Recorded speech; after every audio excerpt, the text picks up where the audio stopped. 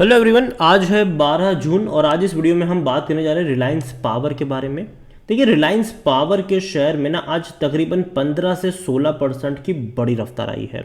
और ऐसा नहीं कि एक झटके में भाग गया था, ये धीरे धीरे करके ऊपर ज़्यादा हमें नज़र आया। धीरे धीरे ये ऊपर जा रहा था, लेकिन जब मार्केट क्लोज हुआ तब भी हाई प्राइस पर ही क्लोज हुआ है।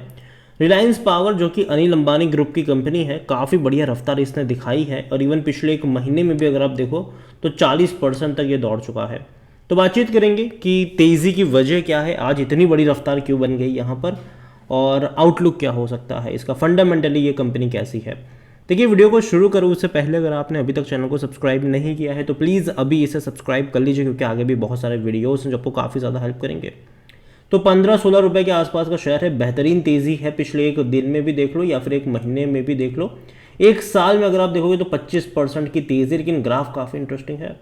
इससे पहले भी जब इसने रफ्तार पकड़ी थी तो बेहतरीन तेज़ी आई थी, लगातार भागा था, ये 23 रुपये तक चला गया, लेकिन उसके बाद जब गिरना शुरू हुआ तो काफ़ी बड़ी गिरावट थी, 9 रुपये तक चला गया, लेकिन उसके बाद तेज़ी आई, फिर वापस करेक्शन आया, अब फिर से तेज़ी यहाँ पर देखने को मिल रही है। अगर आप 5 साल का भी ग्राफ देखोगे तो भी एक चीज़ कॉमन है कि तेज़ी जब भी आती है बड़ा करेक्शन साथ में लेकर आती है, फिर बड़ी रफ्तार आई है, फिर मतलब गिरावट आई, फिर तेज़ी आई, फिर गिरावट आई। तो इस बार की भी ये जो तेज़ी है ना, ये कुछ दिनों की अगर और चल भी जाए तो बाद में जो फॉर्मेशन है वो बनने ऐसे ही है जो पहले बने थे यहाँ पर।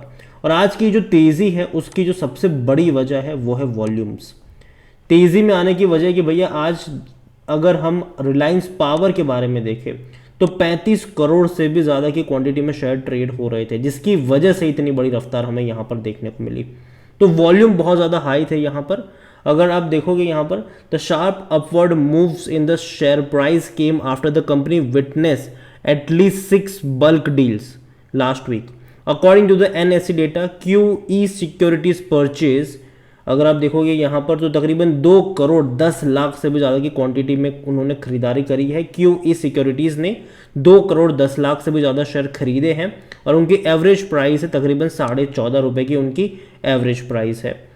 एंड ये भी सरप्राइजिंग है, and it sold 2 crore 25 lakh shares on the same day of average price 14 rupees 58 पैसा। तो ये बड़ी इंटरेस्टिंग चीज़ है। देखो, बहुत बड़े वॉल्यूम आ गए यहाँ पर, ठीक है। QE सिक्योरिटीज़ ने एक दिन में दाव क्या खेला आप समझिए यहाँ पर, कि इन्होंने 2 करोड़ 10 लाख शेयर परचेज किए, ठीक है, 14 रुपये तकरीबन 14.56 रुपीज़ की काम मतलब एवरेज प्राइस पर, और बेच दिए 2 करोड़ 25 लाख शेयर्स, उससे 2 पैसा ज़्यादा पर, मतलब 2 पैसों का ही प्रॉफिट इन्होंने बुक किया। लेकिन जब क्वांटिटी इतनी बड़ी होती है ना तो भैया प्रॉफिट भी उतना ज़्यादा निकलता है। और यही वजह भी है कि देखो अभी पता है क्या कर रहे हैं भैया, बहुत सारे जो फंड हाउसेज हैं वो गेम खेल रहे हैं, 2-2, 3-3 पैसे का गेम खेल रहा है यहाँ पर। आप समझो, 2-2, 3-3 पैसे का गेम यहाँ पे चल रहा है और उसमें फ़ायदा भी हो रहा है, जो खरीद रहा है जो बेच रहा है फ़ायदा भी हो रहा है यहाँ पर 2-2, 3-3 पैसे का। अगर हम बात करने जाए तो similar way HRTI private limited bot, उन्होंने क्या किया यहाँ पर, तकरीबन 2 करोड़ 24 लाख शेयर्स खरीदे, उससे भी ज़्यादा शेयर्स खरीदे 14.59 रुपीज़ के दाम पर, ठीक है। और बाद में क्या किया, 14.63 पैसे पर उन्होंने 2 करोड़ 21 लाख बेच दिए। 4 पैसा, सिर्फ 4 पैसे का प्राइस रेंज उसमें बेच दिए, लेकिन क्वांटिटी ज़्यादा थी, करोड़ों में क्वांटिटी थी, तो फायदा उनका डेफिनेटली हुआ होगा यहाँ पर। सेम चीज़ अगर हम देखें तो Citadel securities India market private limited की अगर हम बात करने जाए तो इन्होंने क्या किया, इन्होंने और बड़े दाव्स खेले यहाँ पर, 98 लाख से भी ज़्यादा के शेयर्स खरीदे इन्होंने 8 जून को, कितने पर, 14.44 रुपीज़ पर, और बेच दिया भैया 10 पैसे का मुनाफा लेकर। और वो भी कितने बेचे, 1 करोड़ 95 लाख शेयर्स। तो ये हो रहा है यहाँ पर, ठीक है। बीच बीच में ऐसे हाई वॉल्यूम्स आ जा रहे हैं जिसकी वजह से अगर हम देखें तो इतने बड़े मोमेंटम बन रहे हैं, क्योंकि ये जो कंपनियां हैं ना, ये क्या कर रही है, ये ट्रेडर्स है, ठीक है, ये कर क्या रहे हैं, करोड़ों की क्वांटिटी में शेयर्स खरीदते हैं, नंबर ऑफ शेयर्स करोड़ों की क्वांटिटी में खरीदते हैं, और 2 पैसे का प्राइस रेंज, 4 पैसे का प्राइस रेंज, 10 पैसे का प्राइस रेंज बेच देते हैं।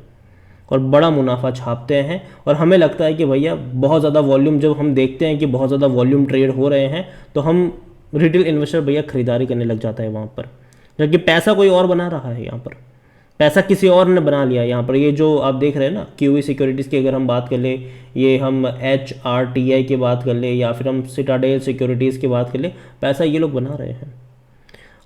तो काफ़ी, तो यहाँ पर अगर हम बात करें तो वॉल्यूम काफ़ी ज़्यादा थे यहाँ पर, 35 करोड़ से भी ज़्यादा की क्वांटिटी में शेयर ट्रेड, और यही हुआ है। ठीक है, आज के दिन में भी यही हुआ होगा कि भैया इन ही लोगों ने या फिर कोई और भी जो है वो खरीद रहे होंगे, बेच रहे होंगे, और जब क्वांटिटी ज़्यादा आती है तो ये गेम होता है यहाँ पर। आप देखिए, according to Moneycontrol user 16% लोग कह रहे बेचो और भाग जाओ, 82% लोग कह रहे खरीदारी करो, 2% लोग कह रहे होल्ड करो। कंपनी में अगर आप देखोगे तो रेवेन्यू में कोई तेज़ी नहीं है पिछले कुछ सालों में। अगर आप देखो इवन 2023, जहाँ पे भैया 2022 में जहाँ पावर सेक्टर में भैया धूम मची हुई थी, रेवेन्यू भैया सड़ चढ़ के बोल रहे थे सबके पावर कंपनियों के, लेकिन यहाँ पर क्या था, 8,200 करोड़, 7,500 करोड़, 7,900 करोड़, 7,500 करोड़, 7,500 करोड़, तो कोई ग्रोथ नहीं है। प्रॉफिट वाइज अगर हम देखें तो यहाँ पर भी पिक्चर कुछ ठीक तो नहीं लग रही है, लॉसेस है, अच्छे बड़े लॉसेस है यहाँ पर। और रिलायंस पावर के बारे में देखें तो भैया अनिल अंबानी ग्रुप की कंपनी है ये, कोई भी एनालिस्ट खरीदारी करने की बात नहीं कर रहा है। शेयर होल्डिंग के बारे में भी अगर हम देखें तो प्रमोटर के पास 24.99% की होल्डिंग है, म्यूचुअल फंड के पास 0.11% है, डोमेस्टिक के पास 3.08% की होल्डिंग देखने को मिल रही है, एफआईएस के पास 7.35% की होल्डिंग है, और रिटेल्स और अदर्स की मिलाकर बनती है 64.46%, जिनमें से रिटेल इन्वेस्टर्स 26.77% की होल्डिंग लेकर बैठे हुए हैं। देखिए, ओवरऑल मैं कहूँगा रिलायंस पावर के लिए कि ऑपरेटर बहुत ज़्यादा एक्टिव है यहाँ पर, बहुत ज़्यादा, वो खरीदेंगे भी और थोड़ा बहुत प्रॉफिट लेकर वो एग्जिट भी करेंगे। लेकिन रिटेल इन्वेस्टर ऐसा नहीं कर सकते। रिटेल इन्वेस्टर 10 पैसे के या फिर 4 पैसे के प्रॉफिट पे काम कभी नहीं करते। ठीक है, और यहाँ पर जनरली होता यह है कि जब भी ऐसा कोई कांड होता है, खेल होता है, तो फंसता रिटेल इन्वेस्टर्स है, क्योंकि वो हाई प्राइस पे खरीदारी करके बैठ जाता है ये उम्मीद में कि यहाँ से ये मल्टीपैगर बनेगा, लेकिन ऐसा होता नहीं है। देखो, मैं मानता हूँ कि पावर सेक्टर के लिए बहुत अच्छे दिन आने वाले हैं आने वाले दौर में, लेकिन इसका मतलब ये नहीं कि हर कंपनियाँ दौड़ेगी। इवन अभी तो भैया मुकेश अंबानी ने एंट्री भी नहीं करी है यहाँ पर, जब उनकी एंट्री होगी तब तो और ज़्यादा मार्केट डिस्टर्ब होगा, और ज़्यादा प्रोजेक्ट वही लेके जाएंगे।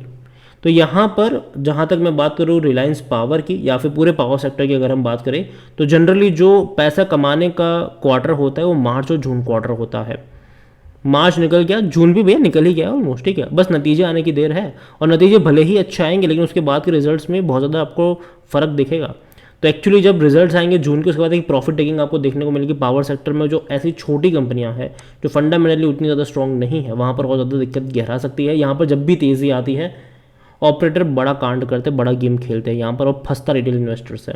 तो यहाँ पर देखो, पहली चीज़ तो कि खरीदारी करिए तो बने रहिए, और जो तेज़ी आ रही है उसका फ़ायदा उठाइए एग्जिट करने के लिए। ठीक है, कुछ लोग क्या करते हैं कि तेज़ी आते लोग ज़्यादा खरीदारी करने लग जाते हैं, एवरेज करने यहाँ पर लग जाते हैं, तो वो मत करिएगा।